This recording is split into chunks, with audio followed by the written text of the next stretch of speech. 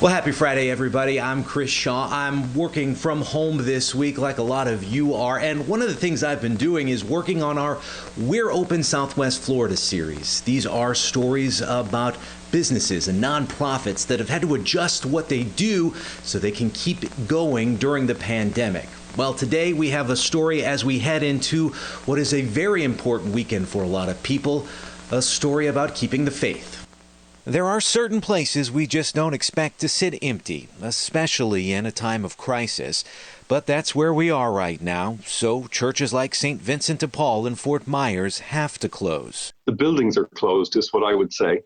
You know, the church is as open as ever. And that means Father Murica O'Madigan has to improvise. So welcome, everyone. I just wanted to show you the small chapel in my house where I'll be hopefully live streaming Mass for you from tomorrow onwards. A parish that until a couple of weeks ago didn't have a Facebook page is now live streaming Masses there every single day, as you heard from O'Madigan's house.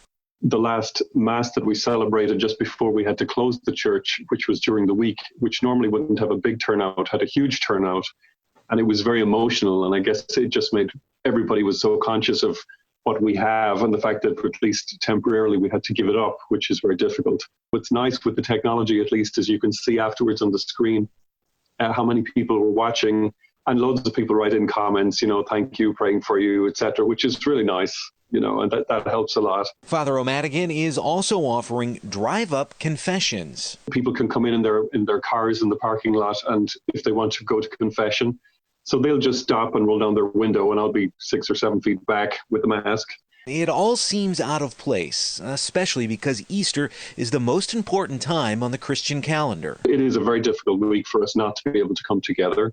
But also, as somebody pointed out, the first celebration of the resurrection of Easter was a woman and then 2 men standing outside an empty tomb and everyone else locked away in a room.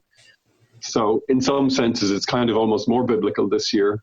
That we can't be together because of practical things. A lot of us need that positivity. Heaven and earth are full of your glory. That perspective and wisdom right now. Of course, this is difficult and something we need to take very seriously. But from a faith point of view, the Lord is always with us, whatever is happening. And I think if nothing else, it's making us realize how much the Lord is with us, how much we can be grateful for, which is a great thing.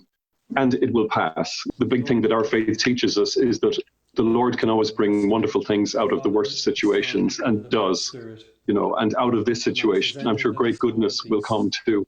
Over the next 3 days, the parish will stream a number of their services. I've got the times in this story on our website. That's fox4now.com/open.